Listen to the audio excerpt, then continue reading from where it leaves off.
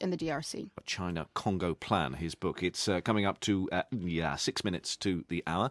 Now, as you may have been hearing in the news, there's been an announcement, or an announcement is expected, that Britain wants to become the first non-Muslim country to issue an Islamic bond on the financial markets. Later this week, London, well, in fact, from today, is going to be hosting the World Islamic Economic Forum. And one topic for people to chew over at the event is the growth of certain industries like the global halal meat industry. Well, it's the fastest growing global business in the world, according to insiders. Its estimated value, $2.3 trillion a year. As our reporter Tom Esslemont has been finding out, it permeates some rather unexpected corners of London.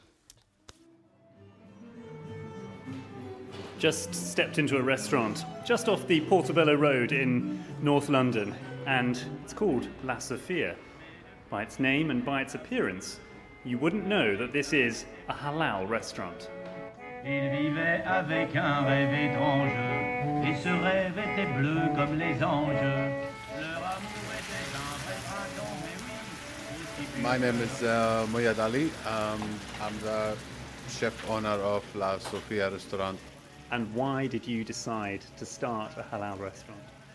I decided to start halal gourmet food, not just a halal food, because every time I want to dine out with my wife in my days off, there is nowhere to go. There's every time even have a kebab or Indian food or Malaysian food. There's nothing else could be served halal in the city.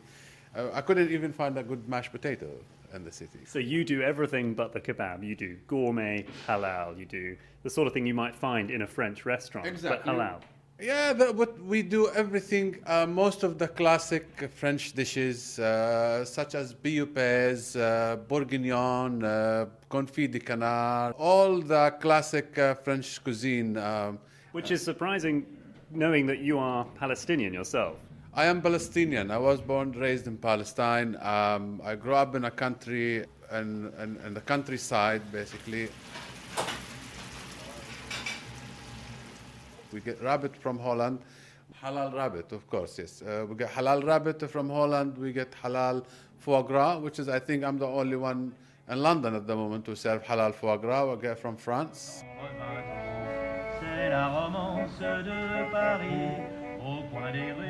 Let's bring in Imran Kausar, who's the founder of the Halal Foods Festival.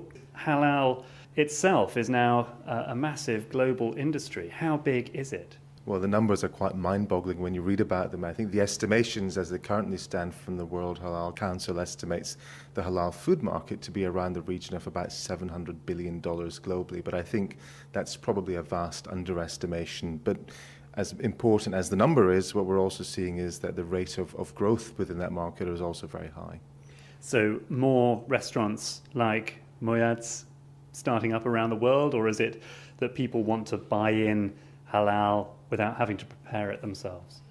I think it's a number of things. One, there's clearly a significant and definable rise in the number of Muslims around the world, particularly those in the West. The immigrant communities tend to have larger family sizes, and so there's the absolute growth in numbers. But I think secondly, the thing is that halal is not just for Muslims. It appeals to a large number of people, and the health benefits of halal exist, which promotes halal as an alternative to organic or free range. Thanks, Imran. Let's step back into Muayad's kitchen because I'm dying to know what he's got cooking. This is one of our most important sauces there.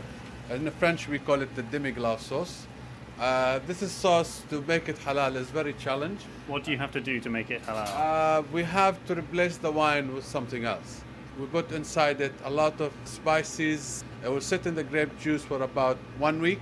We pass it and then we cook it for 3 days. 3 days? Really? It's a painstaking process, isn't it? But it looks delicious.